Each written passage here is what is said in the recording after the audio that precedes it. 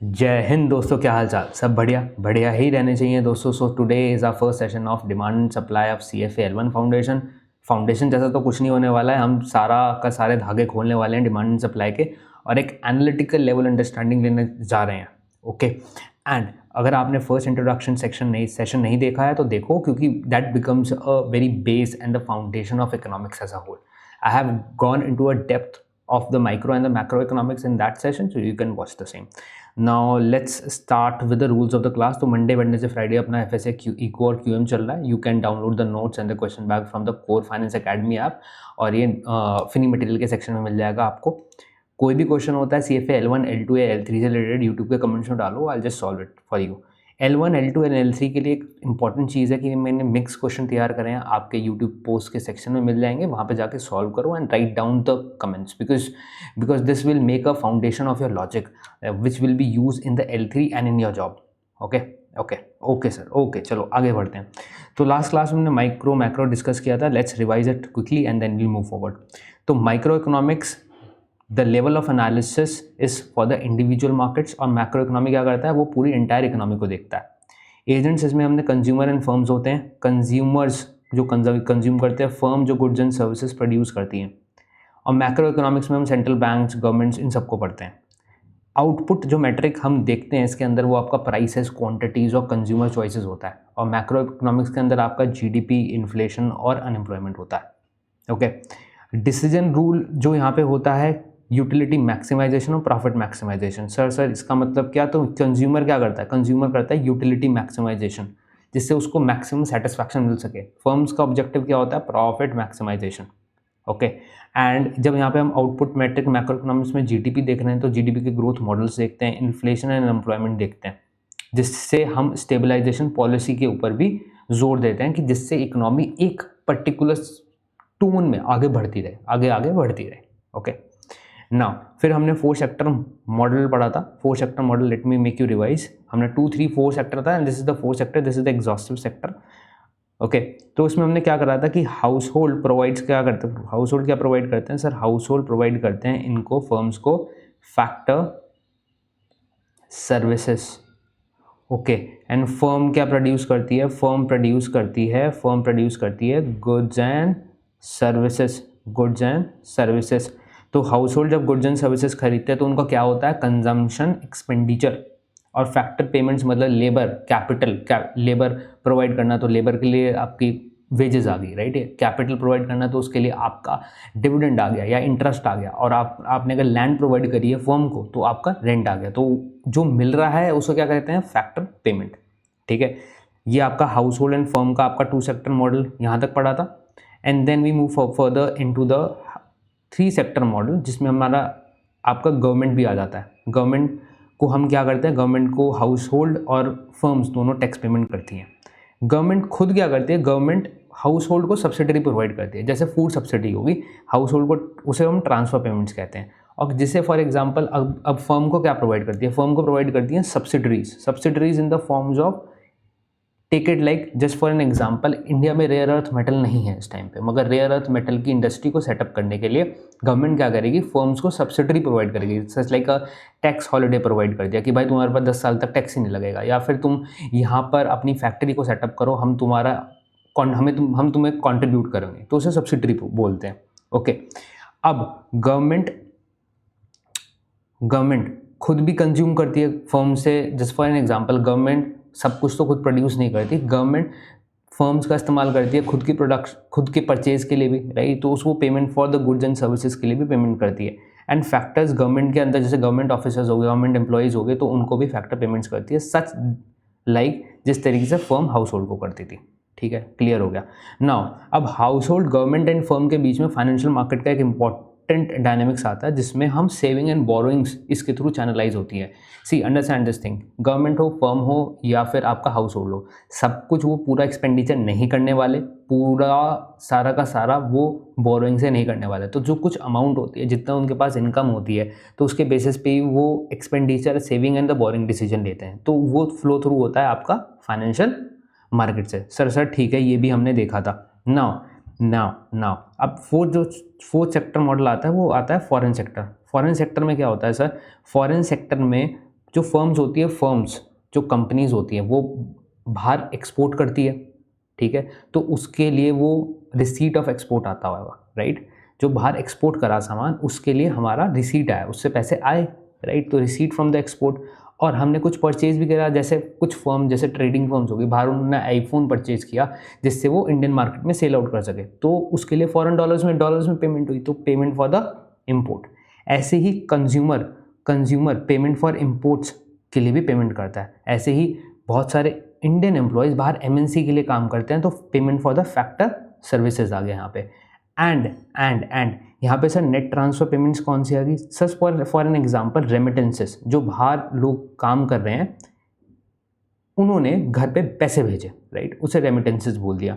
या फिर बाहर से हमें स्कॉलरशिप मिल गई, फॉर एग्जांपल हमें किसी ने हार्वर्ड ने, ऑक्सफोर्ड ने स्कॉलरशिप दी है, तो उसको नेट ट्रांसफ़र पेमेंट में गिना जा सकता है। तो ये पूरा का पूरा आपका 4 सेक्टर सर्कुलर फ्लो बन गया आपका। Okay sir, okay. Now let's start our session today with the unit of analysis. Wait a sec. Okay, let's start it.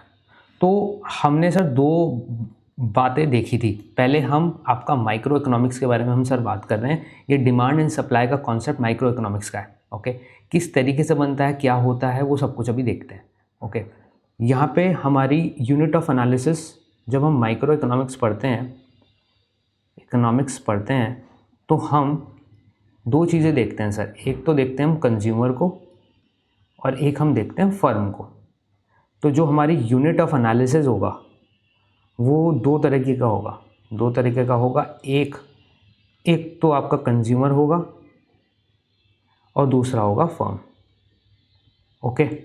Okay sir, okay, बिल्कुल सही। ना कंज्यूमर का ऑब्जेक्टिव क्या होता है? कंज्यूमर का ऑब्जेक्टिव होता है आपका यूटिलिटी मैक्सिमाइजेशन, मतलब सेटिस्फैक्शन मैक्सिमाइजेशन। तो यहाँ पे ऑब्जेक्टिव क्या होता है कंज्यूमर का? लिखें, यहाँ पे लिखना है, जो मैं लिख रहा हूँ वो आपको भी लिखना है, because it will help you to engage your power, your channel, your understanding in a certain direction, okay. तो ऑब्जेक्टिव क्या होता है यहाँ पे? Utility maximisation. इसके नोट्स भी मिल जाएंगे, बट यार वो नोट्स में बहुत सारी चीज़ें मिसिंग भी हो सकती है, क्योंकि मैं अपने एक्सपीरियंस से भी बहुत सारी चीज़ें इसमें ऐड करने वाला हूँ, ठीक है, जो मेरा एनालिसिस रहता है वो during the job and everything, ठीक है। तो यूटिलिटी मैक्सिमाइजेशन को सर इसे डिफाइन करो। ओके, डिफाइन करता हूँ। सो कंज्यूमर, मैं क्या इसे कह सकता हूँ utility maximisation? Consumer choose bundles of the goods and services that provide maximum satisfaction. So लिखें इसे, consumer choose those goods and services that provide maximum satisfaction. Sir मेरा सेटिस्फैक्शन तो सर बुगाटी खरीद के होगा, मेरा सेटिस्फैक्शन तो वैगनआर से नहीं हो सकता, मैं बुगाटी खरीदूंगा, ठीक है। इसके अंदर कंस्ट्रेंट्स है, जैसे आपने बुगाटी बोला उसके लिए कंस्ट्रेंट है। कैसा कंस्ट्रेंट है सर? पहला कंस्ट्रेंट है इनकम कंस्ट्रेंट, कि आप अपनी सारी इच्छाएं तो पूरी नहीं कर सकते, कुछ कंस्ट्रेंट है, और उस कंस्ट्रेंट पहला कैसा है? Income constraint, okay sir. Second आता है आपका मार्केट के prices. What has open, okay, चलो मैं ऐसे लिखता हूँ, मार्केट प्राइसेस। तीसरा कंस्ट्रेंट कौन सा होता है सर? प्रेफरेंसेस। और चौथा होता है एक्सपेक्टेशंस, ओके। सो अगर मैं इसको पूरा दोबारा से रीड करूं या पूरा इसे दोबारा से बनाने की कोशिश करूं तो ऐसा कह सकता हूं, consumer choose those goods and services that provide maximum satisfaction, ठीक है। गिवन उसकी इनकम कितनी है, मार्केट प्राइसेस कितने हैं उस गुड्स एंड सर्विसेज के, जितना जो वो खरीदना चाहता है। तीसरा, वो उसे प्रेफर करेगा या नहीं करेगा। चौथा, उसकी एक्सपेक्टेशन क्या है। सर अब ये एक्सपेक्टेशंस क्या होती हैं? Expectation is very much important. Suppose करो कि FTA अभी साइन हुआ है, फ्री ट्रेड एग्रीमेंट साइन हुआ है 2 कंट्री के बीच में, जैसे for example India and Germany के बीच में अगर साइन हुआ है, और जर्मनी की जो कार्स हैं उनका प्राइसेस 100% ड्रॉप हो गया, बिकॉज हम क्या कर रहे हैं, हम अभी क्या कर रहा है इंडिया क्या कर रहा है सर, इंडिया ना अभी ना ऐसे कर रहा है कि किसी भी इम्पोर्ट पे 100% ड्यूटी लगा रहा है। इसका मतलब क्या है कि अगर कोई कार अगर 20 लाख की पड़ती है तो वो इंडिया में 40 लाख की पड़ती है। अब इंडिया जर्मनी की कार, अब इंडिया एंड जर्मनी ने एक FTA साइन किया, उसके अंदर ये इंपोर्ट ड्यूटी को बिल्कुल हटा दिया। तो अब कार कितने की होगी, कार होगी अब 20 लाख की। तो this expectation of yours is the determinant. इसके अंदर पूरा कंज्यूमर के सेगमेंट के अंदर ये डिटर्मिनेंट है, राइट। आपकी एक्सपेक्टेशंस कम, अगर आप 40 लाख की गाड़ी आपकी 20 लाख की होगी, राइट, तो आपके पास पैसा होगा तो आप खरीद पाओगे, राइट। तो आपकी एक्सपेक्टेशन ने वो आपकी डिमांड को जनरेट कर दिया, राइट। आपकी डिमांड को जनरेट कर दिया, very very much important thing guys, demand को जनरेट कर दिया। तो आपकी जो एक्सपेक्टेशन ने आपकी डिमांड को जनरेट किया, ऐसे ही आपकी इनकम, मार्केट प्राइस और प्रेफरेंस भी आपकी डिमांड को जनरेट करते हैं। एंड जो एक कंज्यूमर का सेगमेंट है, ये आपकी थ्योरी ऑफ डिमांड बनाता है। क्या बनाता है सर, ये ही होती है थ्योरी ऑफ डिमांड। जो हम थ्योरी ऑफ डिमांड पढ़ेंगे आगे चल के, वो थ्योरी ऑफ डिमांड कंज्यूमर के साइड से पढ़ते हैं, ओके। थ्योरी ऑफ डिमांड क्या होती है सर, रुको, अभी आगे सब कुछ आ रहा है भाई, जल्दी क्यों कर रहा है, जल्दी नहीं करनी, अपने को आराम से समझेंगे, ठीक है। सर ये तो बात सही है, चलो अब फर्म का बताओ, फर्म का क्या होता है। फर्म तो फर्म क्या होता है, फर्म क्या करती है, फर्म आपका करती क्या है, पहले तो ये बताओ। फर्म क्या करती है, आपका जो इनपुट होता है उसे आउटपुट में कन्वर्ट करती है, ठीक है। आपका कार बनाने वाली कंपनी है तो डिफरेंट इनपुट को यूज़ करके वो कार बनाती है, सिंपल है और कुछ नहीं है। सो उनका ऑब्जेक्टिव क्या होता है, ऑब्जेक्टिव लिखें उसका, ऑब्जेक्टिव क्या होता है, ऑब्जेक्टिव होता है प्रॉफिट मैक्सिमाइजेशन। क्या ऑब्जेक्टिव होता है सर, कि कंपनी को सिर्फ अपना प्रॉफिट मैक्सिमाइजेशन करना है। सर ये प्रॉफिट क्या होता है, प्रॉफिट सुनो मेरी बात, प्रॉफिट का मतलब होता है इकोनॉमिक प्रॉफिट का मतलब क्या है sir, total revenue minus total economic cost.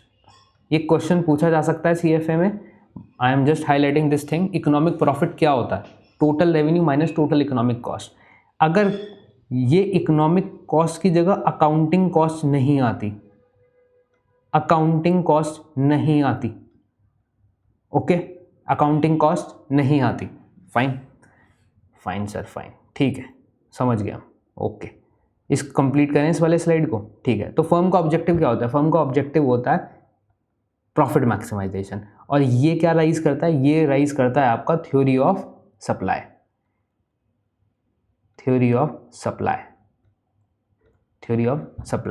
ठीक है।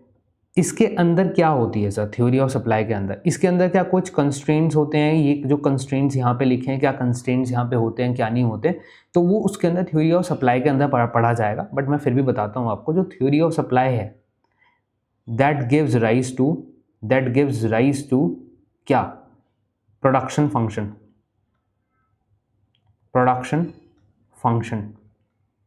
ओके, प्रोडक्टिविटी, ये सब अभी हम पढ़ने वाले हैं, सब पढ़ने वाले, कोई दिक्कत नहीं। कॉस्ट स्ट्रक्चर लिख लो जो मैं बता रहा हूं, and cost structure and market structure,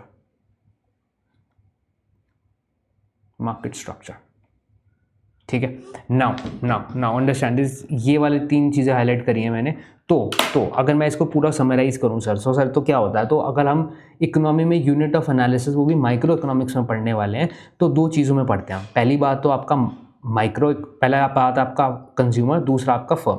consumer क्या राइज करता है, आपका थ्योरी ऑफ डिमांड करता है, और फर्म क्या करता है, थ्योरी ऑफ सप्लाई करता है। कंज्यूमर का ऑब्जेक्टिव क्या होता है, यूटिलिटी मैक्सिमाइजेशन का मतलब सर क्या, कि कंज्यूमर वो वाले गुड्स एंड सर्विसेज चूज करेगा जिससे उसकी मैक्सिमम सेटिस्फेक्शन हो।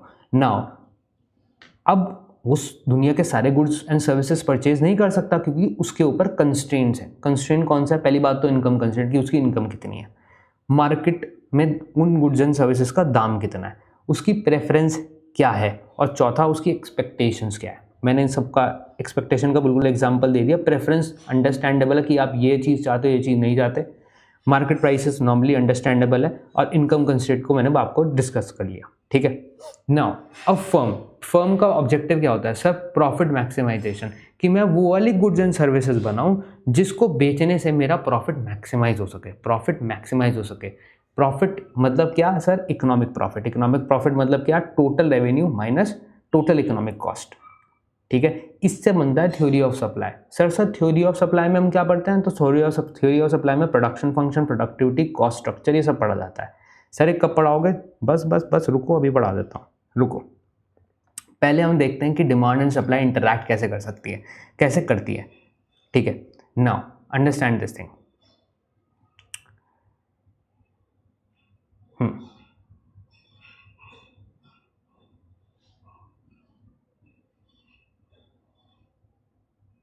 ओके ओके ओके, ये हो गया आपका प्राइस, ये हो गया आपकी क्वांटिटी, ये हो गया आपका प्राइस, ये होगी आपकी क्वांटिटी। अब अच्छा मुझे एक बात बताओ, जैसे जैसे प्राइस बढ़ता है, जैसे जैसे प्राइस बढ़ता है, वैसे वैसे क्या क्वांटिटी डिमांडेड बढ़ती है या घटती है? सर वैसे वैसे घटती है। जस्ट फॉर एन एग्जांपल, अगर एक कोई कार है, let's take an example of a car only, तो कोई कार है, राइट, जिसका प्रेजेंट प्राइस है ₹10 लाख, ठीक है। वो 10 लाख की गाड़ी है। इस टाइम पे लोग कितना डिमांड कर रहे हैं? लोग क्वांटिटी डिमांडेड 2 कर रहे हैं, वो 15 लाख की हुई। क्वांटिटी डिमांडेड कितनी होगी सर? 1 होगी। वो 1 करोड़ की होगी। क्वांटिटी डिमांडेड कितनी होगी? 0। देयरफॉर जितना जैसे जैसे प्राइस बढ़ता है वैसे वैसे क्वांटिटी डिमांडेड घटती है, ठीक है। तो मैं क्या सर इसको इस तरीके से बना सकता हूँ क्या? मेरा अब डायग्राम देखना, क्या मैं इस तरीके से बना सकता हूँ क्या? सर ये क्या है? जैसे जैसे मेरा प्राइस बढ़ रहा है, जैसे जैसे मेरा प्राइस बढ़ रहा है वैसे वैसे ही क्वांटिटी डिमांडेड बढ़ रही है। जैसे जैसे मेरा प्राइस बढ़ रहा है वैसे वैसे मेरी क्वांटिटी डिमांडेड बढ़ रही है। सर आप हमें कंफ्यूज क्यों करना चाहते हो? अभी तो आपने यहाँ पे उल्टा बोला, यहाँ पे आपने ऐसा डायग्राम बनाया। तभी ये जो डायग्राम मैंने बनाया है, ये तो बिल्कुल प्रोपोर्शनेट हो गया। जैसे जैसे प्राइस बढ़ेगा वैसे वैसे क्वांटिटी डिमांडेड बढ़ेगी, राइट। तो इसको सही करने के लिए मैं क्या ये वाला डायग्राम बना दूं?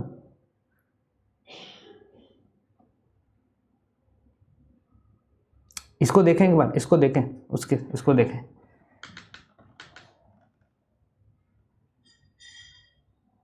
सपोज करो एक क्वांटिटी 0, 2, 4, 6 है। ये प्राइस हो गया 10, 20, 30, 40। Okay. Now see understand this thing. 10 रुपये पे इतनी क्वांटिटी डिमांडेड है, ठीक है। 20 रुपये पे क्वांटिटी डिमांडेड घट गई, 30 रुपये पे क्वांटिटी डिमांडेड और घट गई, 35 रुपये पे क्वांटिटी डिमांडेड और घट गई, और 40 रुपये पे क्वांटिटी डिमांडेड और घट गई। क्या अब ये वाली इक्वेशन सही बैठ रही है इस पे? Okay, x axis and y axis पे प्राइस और क्वांटिटी की मैपिंग है भाई, तो सिंपल है। डिमांड कर्व आपका डाउनवर्ड स्लोपिंग होता है, राइट। उसका स्लोप डाउनवर्ड स्लोपिंग होता है और उसका स्लोप नेगेटिव होता है। क्या होता है सर? इसे स्लोप को क्या कहेंगे? स्लोप का मतलब क्या होता है? इसका स्लोप का मतलब क्या होता है?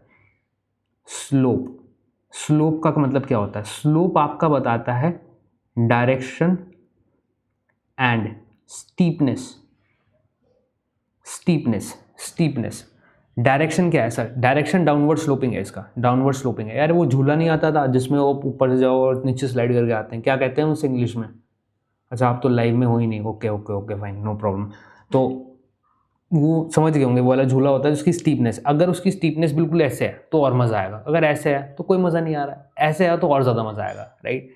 तो मज़े की बात नहीं है, मैं उसे समझाने के लिए कह रहा हूँ।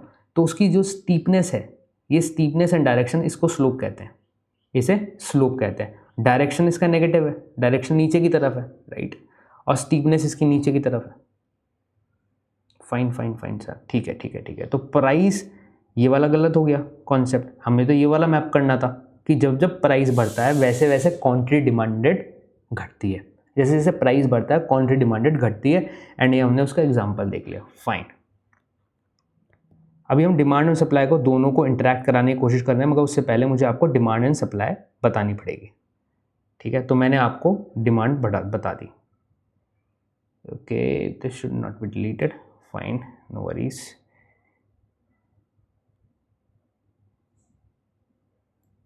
Fine fine fine fine fine fine fine fine fine. Now sir supply समझाओ, अब आप सप्लाई समझाओ। तो हमने ये डिमांड का बना दिया, हमने diagonal curve demand. Sir supply का क्या होता है? सप्लाई, चलो अब सप्लाई देखते हैं। सप्लाई, लेट्स इमेजिन कि फर्म कितना भी प्रोड्यूस करे, सर, तो वो सारा कंज्यूम हो जाता है। कसम, फर्म कितना भी प्रोड्यूस करे उतना सारा कंज्यूम हो जाता है। तो अब प्राइस एंड क्वांटिटी को देखें हम, अब सपोज करो आप खुद ही मैन्युफैक्चरर हो, तो आप मुझे बताना, अगर किसी कमोडिटी का दाम, किसी कार का एग्जांपल नहीं लेते, किसी और स्मॉल कमोडिटी का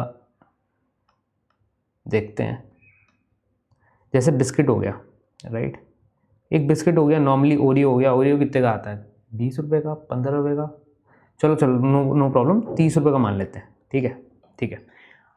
फर्म हो, आप ओरियो बिस्किट प्रोड्यूस करते हो, तो 30 रुपये पे आप 1000 क्वांटिटी प्रोड्यूस करते हो।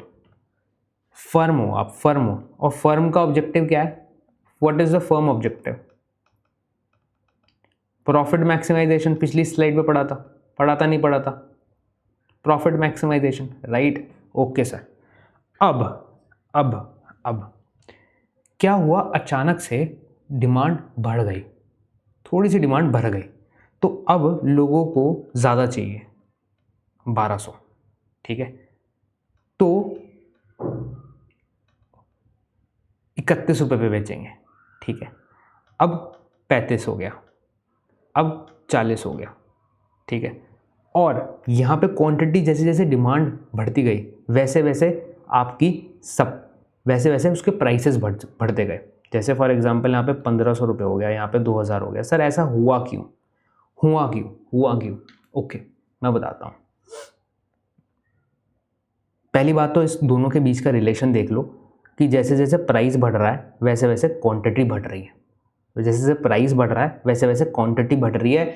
एंड उसके पीछे का रीज़न बताऊंगा, एंड इस वाले चीज़ को अगर मुझे प्लॉट करना हो ग्राफ के अंदर, तो वो आएगा ऐसे, करेक्ट, जो हमने पहले वाला ग्राफ देखा था। और फिर मैंने आपको बताया था कि यार गलत बना दिया, वो तो डिमांड नहीं, वो तो सप्लाई का ग्राफ है, ठीक है।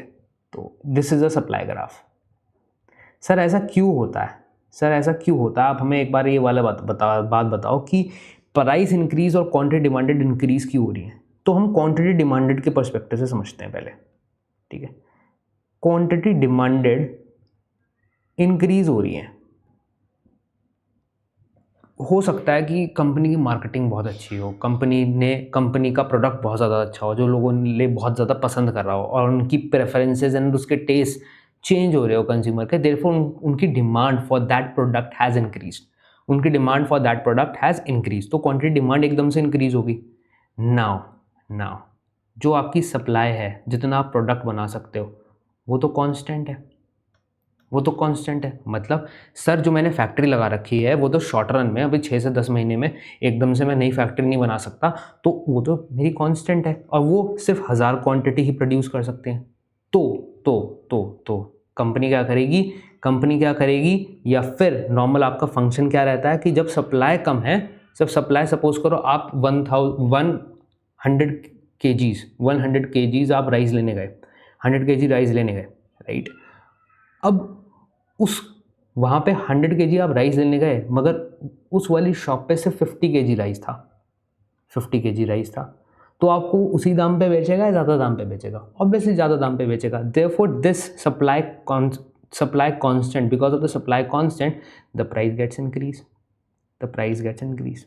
ओके, देयरफॉर सप्लाई में आपका price and quantity demanded increase होता है, राइट। एंड अगर मैं इसको प्राइस के हिसाब से देखूं तो प्राइस अगर बढ़ता है तो यार मेरा प्रॉफिट तो बहुत ज़्यादा बढ़ता है, एंड फर्म का ऑब्जेक्टिव क्या है? Profit maximisation. सर्कल आउट हो गया सारा का सारा, सर्कल आउट हो गया। Okay, do you understand this thing? Yes yes yes, I think you would be understanding this thing. तो हमने पूरा समरी करके बताता हूँ कि क्या क्या अभी हमने पढ़ लिया एंड कैसे कैसे आपका इंटरेक्शन होता है। रुको रुको रुको, ये वाला सारे जो फंक्शन मैंने अभी डिस्क्राइब करे हैं नोट्स में अवेलेबल नहीं है, पढ़ने ज़रूरी है, ऑब्वियसली ज़रूरी है, नहीं तो आप फर्म का एनालिसिस कैसे करोगे, कंपनी का एनालिसिस कैसे करोगे। एनीवेज देखो, तो हमने डिमांड में क्या पढ़ा सर? हमने डिमांड में पढ़ा कि प्राइस जब इंक्रीज़ होता है क्वांटिटी डिमांडेड डिक्रीज़ हो जाती है। और हमने सप्लाई में क्या पढ़ा सर? सप्लाई में पढ़ा कि जब क्वांटिटी इंक्रीज़ होती है तो प्राइस इंक्रीज़ हो जाता है because of the supply constraint. ठीक है, ठीक है, तो ये हमने पढ़ा। उसके हिसाब से हमने डायग्राम पढ़ा। Okay, now how what is this, how this will interact each other. हमारा तो यही क्वेश्चन है ना, how demand and supply interact each other. Now demand and supply का ये आपका पूरा ग्राफ बना, तो जो ये वाला पॉइंट होगा, वेट अ सेक, जो ये वाला पॉइंट होगा, राइट, ये तो ये जो पॉइंट होगा, सपोज करो ये हो गया आपका 27 और ये आपका हो गया 2.3। तो जो 2.3 क्वांटिटी आई और जो प्राइस आपका आया 27, I think it is not visible, 27, let me right it down again, 27, इसको क्या कहेंगे हम? इसको कहेंगे sir equilibrium price and quantity. Equated में है ना कि इस वाले पॉइंट पे आप इतनी वाली क्वांटिटी सेल आउट करोगे, ये मैक्सिमम आउटपुट है। अगर मैं सर इसके थोड़े यहाँ पे चाहता हूँ, लेट्स से मैं ना थोड़ा प्राइस बढ़ा देता हूँ या प्राइस रिड्यूस करता हूँ, तो प्राइस अगर मैं ये वाला प्राइस को अगर मैं रिड्यूस करता हूँ, इधर की तरफ जाता हूँ, राइट, तो मेरी क्वांटिटी कम हो जाएगी, राइट। प्राइस अगर मैं रिड्यूस करता हूँ तो मेरी क्वांटिटी रिड्यूस होना कम हो जाएगी, राइट। सप्लाई वाला साइड से देखो ना, आप सप्लाई वाली साइड से देखो, और यहाँ पे मैं डिमांड फंक्शन में जाता हूँ तो फिर उसका प्राइस लोअर हो जाएगा, राइट। तो इसे इक्विलिब्रियम बोलते हैं, इक्विलिब्रियम पॉइंट बोलते हैं इस चीज़ को, ठीक है। नाउ ये तो बेसिक हो गया। अब हमें थोड़ा आगे चल के समझना पड़ेगा, जब भी ये डिमांड एंड सप्लाई इंटरैक्ट करती है तो हमें इससे हमें क्या इंसाइट मिलती है as an analyst, what insight you can draw. तो मैं लिख के बताता हूँ आपको, वेट अ सेक। ओके, सो इससे आपको पता चलती है पहली बात, फर्म की प्राइसिंग पावर, ठीक है। अभी आपको मैं परफेक्ट कंपटीशन और इम्परफेक्ट कंपटीशन का एग्जांपल दूंगा, उससे क्लियर हो जाएगा। ये लिखना ज़रूरी है बिकॉज ये आगे आने वाला है, पूरा का पूरा डिस्कशन इसके अराउंड होने वाला है, ये सब चीज़ों को खोलेंगे। दूसरा है आपका मार्केट एफिशिएंसी। तीसरा आपका इनकम डिस्ट्रीब्यूशन के बारे में इनसाइट्स पता लगती हैं सर। चौथा वेलफेयर आउटकम्स। पांचवा एंड लास्ट वाला optimal firm strategy.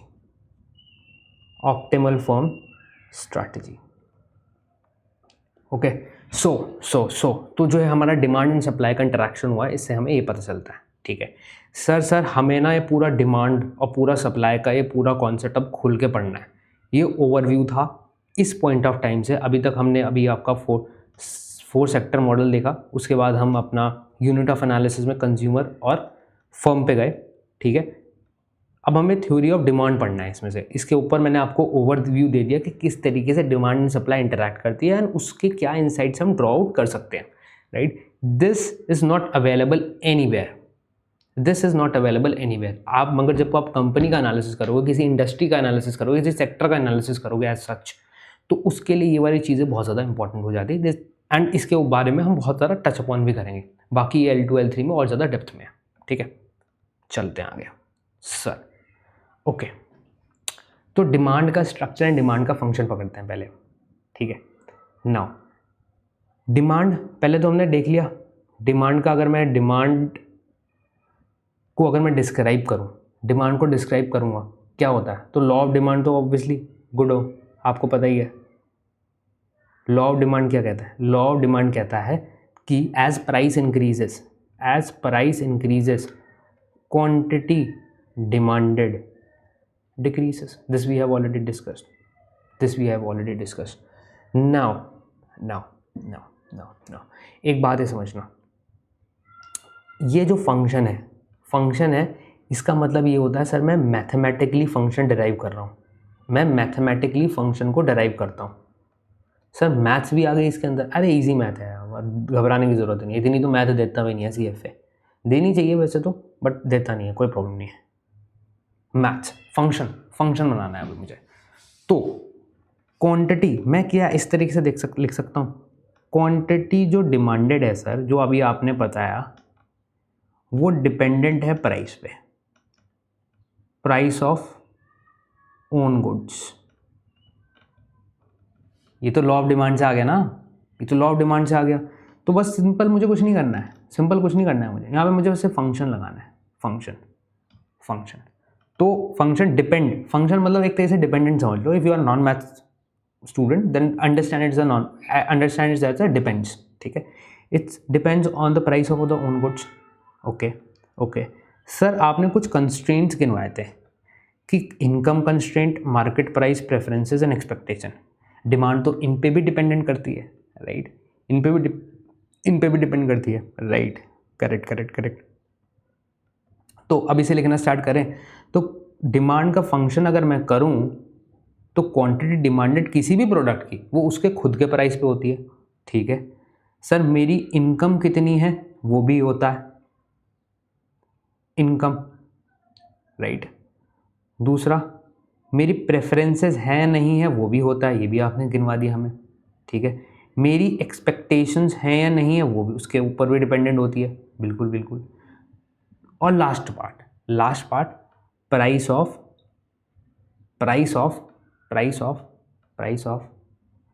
Another good. Sir price of another good, sir ये प्राइस ऑफ अनदर गुड क्या होता है? उस पर डिपेंडेंट है। ठीक है, बताता हूँ।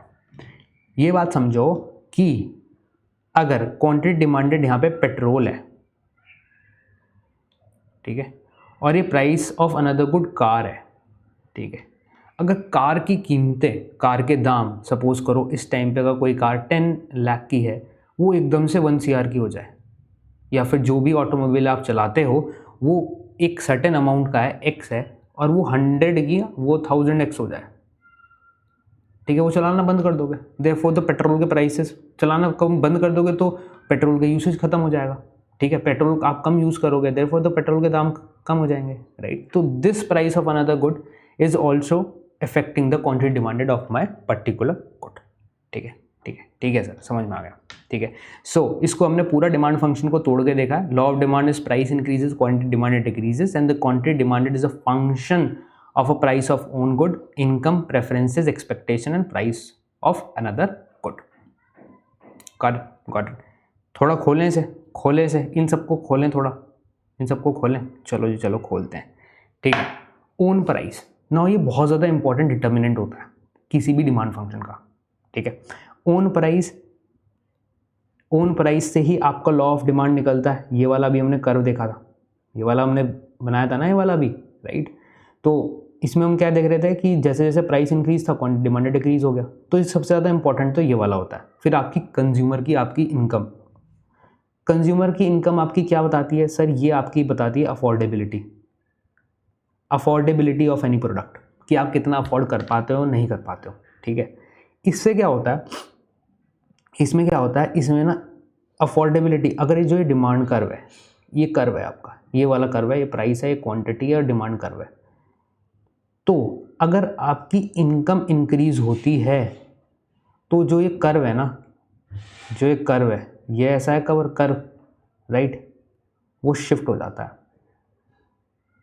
वो शिफ्ट हो जाता है टूवर्ड्स राइट, शिफ्ट हो जाता है, शिफ्ट टूवर्ड्स राइट। सर ऐसा क्यों? ये ऐसा ना भाई, क्योंकि अगर तुम्हारी इनकम सपोज करो अभी 1 लाख है, एकदम से 2 लाख हो गई, तो तुम क्वांटिटी डबल डिमांड करोगे। देयरफॉर द जो अगर सिंगल कमोडिटी का सारे फैक्टर कांस्टेंट रखो, एकदम से तुम्हारी इनकम बड़ी होगी तो तुम्हारी क्वांटिटी डिमांड बड़ी हो जाएगी, ऐसी कम हो गई तो लेफ्ट हो जाएगा, राइट। तो इस तरीके से डिमांड कर्व शिफ्ट होता है इनकम की वजह से, ठीक है, right. Now price of related goods, ये प्राइस ऑफ अनदर गुड लिखा था मैंने आपकी सिंपलेस्ट अंडरस्टैंडिंग के लिए, अनदर गुड लिखा था। क्या लिखा था sir? Price of another good, another लिखा था सर आपने। एग्जैक्ट इकोनॉमिक्स में अगर वर्ड यूज करूं तो रिलेटेड गुड्स। क्या सर? Related goods. दोबारा बोलो, रिलेटेड गुड्स, अंदर से आवाज आनी चाहिए। Related goods. Sir related goods क्या होते हैं? रिलेटेड गुड्स क्या होता है? रिलेटेड गुड्स दो तरीके के होते हैं। एक तो होता है आपका सब्स्टिट्यूट्स और एक होता है आपका कॉम्प्लीमेंट। सर सब्स्टिट्यूट क्या होता है? सब्स्टिट्यूट होता है जैसे फॉर एग्जांपल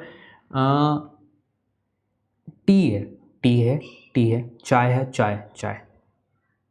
अब टाटा टी ले लो, राइट, ताज की जो आती है, ताज की आती है, और एक वाघ बकरी चाय ले लो, राइट।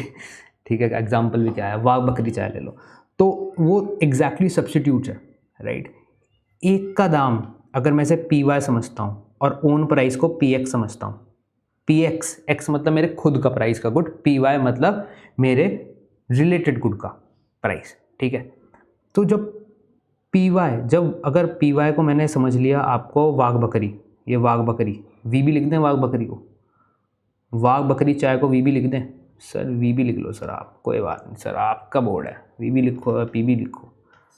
तो अगर वी के प्राइस एकदम से बढ़ गए तो भाई मेरी जो quantity demanded of Taj T increase हो जाएगी। सपोज करो ना दोनों आपस में कंपटीशन है भाई, उसने प्राइस बढ़ा दिया तो मैं एज अ कंज्यूमर क्या करूँगा? मैंने कहा वाह बकरी को छोड़ दूँ, टाटा टी या ताज को पकड़, ठीक है, मैं ऐसा करूँगा, ठीक है। तो ये वाला एग्जाम्पल आपको समझ में आएगा। These are called substitutes. Complements जैसे कार एंड पेट्रोल का एग्जाम्पल लिया था अभी हमने, राइट, कार एंड पेट्रोल का एग्जाम्पल लिया था, तो car and petrol are the complements, ठीक है। अगर मैं कहूँ कि कार के प्राइसेस इंक्रीज हो गया तो quantity demanded of petrol decrease हो जाएगी, ठीक है। तो अगर ये इंक्रीज होता है तो वो सब्स्टिट्यूट होता है। सर कह सकता हूँ मैं ऐसे? बिल्कुल कह सकते हो। इंक्रीज होता है तो सब्स्टिट्यूट होता है, और अगर इंक्रीज डिक्रीज होता है, अपोजिट होता है, तो वो कॉम्प्लीमेंट होता है। वाह वाह वाह वाह वाह वाह, हो गया ना, खत्म, ये वाला हो गया। तो 3 कंपोनेंट आपके खत्म हो गए डिटर्मिनेंट्स ऑफ डिमांड के। नाउ अंडरस्टैंड दिस थिंग, जब भी आप किसी कंपनी का एनालिसिस करोगे तो ये वाली चीज़ें देखना ज़रूरी है। ये उनके सप्लाई चेन को, उसका फॉरवर्ड और बैकवर्ड इंटीग्रेशन, ये सब चीज़ें चेक करते टाइम पे आपको ये वाली चीज़ों को ध्यान रखना ज़रूरी है। इसलिए जो आप डिमांड फंक्शन या फिर डिमांड को आप पढ़ रहे हो, just do not take it as a pure theoretical. When you are just analysing any sector, analysing any company, तो आपको इस चीज़ का रिक्वायरमेंट होगा, उस वे से पढ़ो। नॉट लाइक कि यार मुझे पढ़ना है, एग्जाम पास करना है। एग्जाम तो पास कर ही लेगा भाई, 1 अटेम्प्ट में नहीं, 2 में नहीं, 2 में नहीं, 3 में हो जाएगा। एग्जाम में कुछ नहीं लग रहा, वो कागज़ पत्ता मिलेगा, वो कुछ नहीं डिसाइड करेगा तुम्हारा फ्यूचर। तुम्हारा फ्यूचर डिसाइड करोगे तुम्हारा एनालिसिस डिसाइड करेगा तुम्हारा फ्यूचर। ओके, ठीक है सर, ज्ञान की बातें बहुत होगी, आगे बढ़ते हैं। नाउ प्रेफरेंसेस एंड टेस्ट, ये भी एक इंपॉर्टेंट बात है, राइट। प्रेफरेंस एंड टेस्ट आपका क्या करता है? डिमांड कर्व कैसे शिफ्ट करता है? डिमांड कर्व को कैसे शिफ्ट करता है? ये अनइवन शिफ्ट करता है डिमांड कर्व में। या कभी मेरा मन है, कभी मेरा मन नहीं है, तो मन से तो इतनी चीज़ें नहीं चलेगी। नहीं, यहाँ पे तो हमने सिंगल लाइन बना दी, ये वाली सिंगल लाइन बना दी मैंने, ये सिंगल लाइन बना दी ये वाली, राइट। ये जो सिंगल लाइन है ये मेरा मन ढूंढना है। मेरा मन तो कभी ऊपर कभी नीचे, कभी ऊपर कभी नीचे, राइट। मेरे प्रेफरेंसेस एंड टेस्ट रोज चेंज होते हैं, मुझे रोज कुछ ना कुछ नया खाने की इच्छा है, राइट। तो उससे डिमांड का अनइवन शिफ्ट होता है, ये वाली बात याद रखनी है, ठीक है। एक्सपेक्टेशंस का मैं आपको ऑलरेडी एग्जांपल दे सकता हूँ, दे चुका हूँ नॉर्मली, जो हमने FTA के बारे में बात करी अभी, ठीक है। अब हम एक्सपेक्टेशन के बारे में अगर हम बात करें तो expected change in the future prices, change in current demand, क्या लिख सकता हूँ सर इसे? बिल्कुल लिख सकते हो, एक्सपेक्टेड चेंज इन, उस चीज़ को अगर मैं समराइज करूँ FTA वाले को तो उसका पूरा सार यही था, expected change in the future prices will derive my change in demand। Writing तो समझ में आ रही होगी क्योंकि और मैं ऑलरेडी CA मैन, तो CA और डॉक्टर की राइटिंग बहुत वाहियात होती है, बट ठीक है, I am just trying so that's a case, okay fine, no worries. तो core determinant of the demand function खत्म हो गया कि हमारा ओन प्राइस है, हमारा खुद का प्राइस है, हमारा कंज्यूमर की इनकम है, price of the related good है, प्रेफरेंसेस एंड टेस्ट हैं, एंड एक्सपेक्टेशंस के ऊपर हमने खेला। Got it. इसका पूरा डिटेल्ड एक्सप्लेनेशन मैंने आपको दे दिया, बाकी आपको सारा नोट्स में मिल जाएगा, उसमें भी पढ़ लेना, सेम ही मिलेगा, कुछ एडिशन मैंने यहाँ पे कर दिया होगा, उसमें नहीं होगा शायद से, बट ऐसा होगा नहीं, बट लेट्स, ठीक है। नाउ डिमांड फंक्शन, सर ये है एक डिमांड फंक्शन, ठीक है, तोड़ें से, ठीक है। इसके अंदर क्या नहीं है? इसके अंदर क्या नहीं है? इसके अंदर प्रेफरेंस एंड एक्सपेक्टेशन नहीं रखूँगा क्योंकि वो बहुत ज़्यादा अनइवन है। तो जब भी मैं किसी चीज़ को स्टडी करता हूँ तो मैं पहले कांस्टेंट को पकड़ता हूँ ना, जब भी प्रेफरेंस एंड एक्सपेक्टेशंस के बारे में जाऊँगा तो प्रेफरेंस एक्सपेक्टेशंस के अंदर नहीं है, ठीक है। प्रेफरेंस टेस्ट एंड एक्सपेक्टेशंस इसके अंदर नहीं है, फाइन। अब इसको पहले मैं तोड़ता हूँ, इवन इसको मैं सिंपल लैंग्वेज में लिखता हूँ, ये तो मैंने यहाँ पर लिख दिया, तो इसे कह सकता हूँ मैं quantity demanded is equals to 84.5 minus 6.39 plus 0.25 minus 2, right, minus 2। So minus 6.39 is price of own good, and 0.25 is my income, and minus 2 PY is price of related good। तो क्वांटिटी डिमांडेड, मैंने एक regression की equation लगाई। Regression क्या होता है? Regression की equation यह होता है, रिग्रेशन की इक्वेशन में आपका एक्स एंड वाई होता है, एक्स वाई के कंपोनेंट को आप रिग्रेस करते हो एक दूसरे के ऊपर, आपको बहुत सारे कोफिशिएंट मिलते हैं, बहुत सारी चीज़ें मिलती हैं। उसके अंदर एक रिग्रेशन की इक्वेशन से फाइनल आउटपुट ये आया। क्या करा सर मैंने? मेरे पास सर मेरा खुद का प्राइसेस भी थे, मेरी खुद की बहुत सारी इनकम भी थी, ऐसा लिखा होगा ना एक्सेल के ऊपर, जैसे price of own good, right, and my income, और प्राइस ऑफ रिलेटेड गुड, और फाइनली मेरी आपके आगे क्वांटिटी डिमांडेड। तो यहाँ पे मैंने एक्सेल में बहुत कुछ लिखा होगा, एक्सेल में, तो यहाँ पे मैंने इसको एक रिग्रेशन में करा, रिग्रेशन करा, और मेरी फाइनली एक इक्वेशन यहाँ के बनती है। ये वहाँ से आई है। सर इसको डिटेल में खोल के बता सकते हैं रिग्रेशन में? हाँ, खोल के बना सकते हैं, वो लोग कौन सी क्लास में करेंगे, वहाँ पे बनाना सीखेंगे। Okay, now let's move further. तो ये आपका क्वांटिटी ये हो गया। अब इसके थोड़ा साइंस के ऊपर जाएं, साइंस के ऊपर जाते हैं। तो अगर यहाँ पे मैंने नेगेटिव लगाया, नेगेटिव का मतलब क्या है सर? नेगेटिव का मतलब है कि जब मेरे प्राइसेस, खुद के प्राइसेस बढ़ेंगे तो क्वांटिटी डिमांडेड कम होगी। ये तो डिमांड फंक्शन से आया,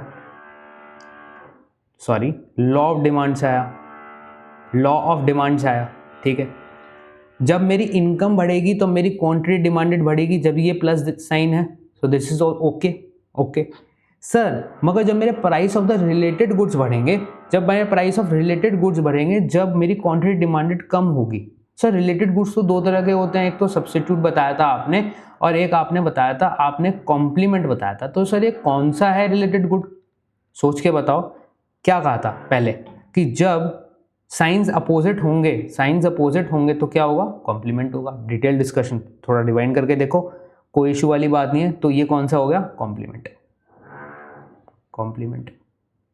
कोड हो गया। ओके फाइन, ठीक है सर, आगे बढ़ते हैं। तो नाउ अब सपोज करो मुझे ये वाली चीज़ को स्टडी करना है, मुझे ये वाली स्टडी को क्वांटिटी और प्राइस पे स्टडी करना है, सिर्फ मुझे इन दोनों का स्टडी चाहिए। तो मैं इसके अंदर कुछ फिल आउट करके रख दूं, इसके अंदर कुछ फिल कर दूं। कैलकुलेटर ले लेना, कोई इशू वाली बात नहीं है। तो एक बार इक्वेशन को दोबारा लिखते हैं, लिखें। तो यहाँ पे था quantity demanded as a QD is a quantity demanded is 84.5 minus 6.39 px plus 0.25 of I minus 2py। ठीक है, इसके अंदर मैं क्या करता हूँ सर, मैंने I को 50 डाल दिया, मेरी इनकम 50 है और price of related good PY या कॉम्प्लीमेंट गुड 20 है। तो सर ये फाइनल इक्वेशन कैसे बन के आएगी वो देखते हैं इस पूरी इक्वेशन में। तो यहाँ पे मैं 50 डाल दूँ और यहाँ पे मैं 20 डाल दूँ, तो अगर आप इसे कैलकुलेट करोगे तो this 0.25 into 50, 2 into 20, 84 plus this और माइनस 2, तो ये कितना आएगा ये, तो ये आएगा अराउंड आपका, बताता हूँ आपको, क्वांटिटी डिमांडेड 57, इसका आएगा माइनस 6.39 px। ये तो चेंज नहीं होगा ना, ये तो सेम ही रहेगा। और इसमें से आप ये सब प्लस और इसमें माइनस करोगे तो ये आएगा। तो क्वांटिटी डिमांडेड आपका 57.6.39 px आएगा। ठीक है, तो ये QD के पर्सपेक्टिव से आया। सर अगर मुझे ये px के पर्सपेक्टिव से देखना हो तो यार सिंपल मैथ का सवाल है यार, मतलब तो कोई दिक्कत वाली बात होनी नहीं चाहिए, बट ठीक है मैं सॉल्व कर देता हूँ। तो ये इधर जाएगा 6.39 px 57 minus QD, right. px से फिर 6.39 इसके नीचे आएगा, तो कितना हो गया 57 डिवाइड बाई 6.39 कितना हो गया 57 divide by 6.39 it's 8.92 minus 1 divided by 6.39 what is this 0.16 QD, right. तो ये आपका ये आ गया। ठीक है, अब सर ये मैंने ये क्यों किया, पहली बात तो आपने सर ये क्यों किया, इसको करने के रीज़न है, see the point is that कि मैं किसके पर्सपेक्टिव से देख रहा हूँ, कंज्यूमर के पर्सपेक्टिव से देख रहा हूँ या फर्म के पर्सपेक्टिव से देख रहा हूँ। तो पहला तो रीज़न इसकी वजह से है कि quantity demanded from the consumer perspective और the pricing is also can be from the consumer perspective, that's not the matter. But ये फर्म के पर्सपेक्टिव से भी दोनों चीज़ें निकाली जा सकती है। ठीक है, तो किसी के लिए क्वांटिटी डिमांडेड इंपॉर्टेंट हो सकती है, किसी के लिए प्राइसिंग इंपॉर्टेंट हो सकती है, therefore the inverse function is this. ठीक है, नाउ ये इनवर्स फंक्शन का एक्चुअली में रीज़न क्या होते हैं वो रीज़न आप लिखो, क्योंकि जब मैं वो आगे डिस्क्राइब करूंगा वहाँ पे यूज आएंगे। ठीक है, क्या रीज़न होते हैं, why the inverse function is this. I think you have noted down, let's note down the why aspect also. ठीक है, now sir, okay, let's understand the y aspect also. So why because जो px है आपका, उससे आपका marginal revenue निकलता है, use for calculating marginal revenue. Sir marginal revenue क्या होता है, मार्जिनल रेवेन्यू होता है revenue earned from the extra unit sold,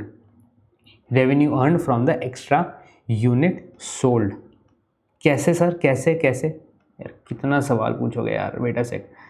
देख px है, प्राइस है 8.92 माइनस 0.156 आया था शायद, ये 16 आया था 16 qx आया था, qd ये आया था। यहाँ पे मैं 1 लिखूँ तो प्राइसिंग क्या आ रहा है,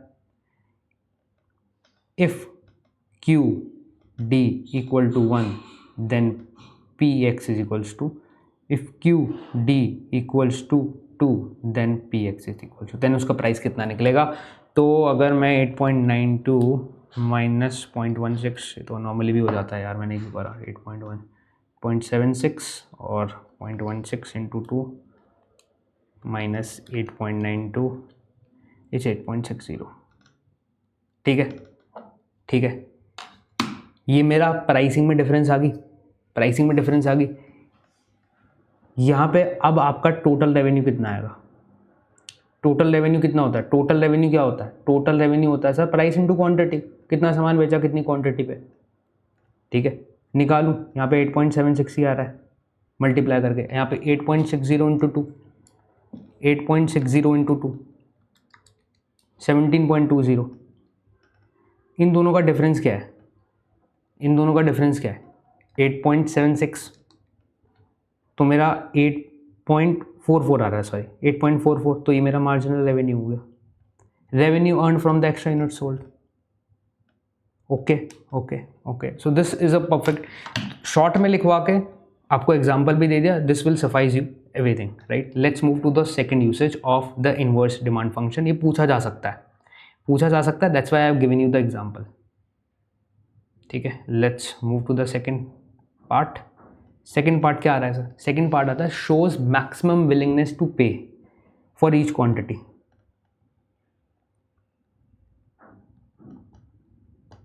maximum willingness to pay for each quantity. Okay okay, now sir ये क्या चीज़ होगी, जब हमने पी एक्स निकाला था, जब हमने पी एक्स निकाला था, पी एक्स निकाला था आपका, तो उसमें प्राइसिंग आ रही थी आपकी कि सपोज करो हमने 1 और 2 देखा, हम 10 तक गए। ठीक है, हम 10 तक गए कि 10 क्वांटिटी के लिए कितना विलिंग पे गए, 5 टोटल 5 क्वांटिटी के लिए कितना विलिंगनेस टू पे है, तो उस पर्सपेक्टिव से है। ठीक है, नाउ एक हायर लेवल चीज़ लिखता हूँ यहाँ पे, वो भी थोड़ी देर बाद समझ में आएगी जब मैं उस टॉपिक पे जाऊँगा। कौन सी चीज़ है कि it is essential for pricing strategy under imperfect competition. Sir ये हैवी हो गया, हाँ हैवी है, आई अंडरस्टैंड कम्प्लीटली। पहली बात सर, इम्परफेक्ट कंपटीशन क्या होता है सर, इम्परफेक्ट तो ऐसा लग रहा है परफेक्ट का उल्टा है, और परफेक्ट का उल्टा ही है। परफेक्ट कंपटीशन का मतलब कि बहुत सारे आपके सेलर्स हैं, बहुत सारे सेलर्स हैं। सपोज करो आप सब्जी मंडी जाते हो तो वहाँ पे बहुत सारे सेलर्स अवेलेबल हैं, राइट। अब डायमंड की शॉप्स हैं, बहुत सारे सेलर्स नहीं हैं, तो उसे कहते हैं इम्परफेक्ट कंपटीशन। परफेक्ट कंपटीशन का मतलब बहुत सारे सेलर्स अवेलेबल हैं, और इम्परफेक्ट कंपटीशन का मतलब बहुत कम सेलर्स अवेलेबल है। ठीक है, जब बहुत सारे सेलर्स अवेलेबल होते हैं तो क्या प्राइस ऑलमोस्ट सेम रहता है, ऑलमोस्ट सेम रहता है कि भाई अगर मैं आलू लेने गया, प्याज लेने गया, सब्जी लेने गया, तो नॉर्मली सब सेम ही रेट बोल रहे होंगे, 5 रुपये ऊपर 5 रुपये नीचे, कोई ऐसे ही दे रहा होगा, depend on the quality, depend on the demand. ठीक है, मगर अगर मैं डायमंड लेने गया, राइट, डायमंड लेने गया, क्या प्राइसिंग सबका सेम रहेगा? डिफरेंस आ जाएगा उसमें, राइट। एंड जब डिफरेंस आएगा तो उससे प्राइसिंग स्ट्रैटेजी डिटरमाइन होगी, प्राइसिंग स्ट्रैटेजी डिसाइड होती है उससे। जब आप एनालिसिस करोगे अपनी कंपनी का, तब आपको प्राइसिंग स्ट्रैटेजी भी देखनी पड़ेगी, उस इंडस्ट्री में कॉन्सेंट्रेशन देखना पड़ेगा, नंबर ऑफ सप्लायर्स का, नंबर ऑफ सेलर्स का, and then this inverse demand function will help you on that part. Okay sir, okay. Now let's halt the class today. Okay, ये लंबा टॉपिक हो जाएगा, price elasticity और demand का। Elasticity as a concept बहुत बड़ा vast है, वो नेक्स्ट क्लास में कवर अप करते हैं। बाकी आप मिलते हैं फिर अगली बार। जब तक अपना ध्यान रखो, अपने चाहने वालों का ध्यान रखो, और देश का ध्यान ज़रूर रखो। बाय बाय, सी या।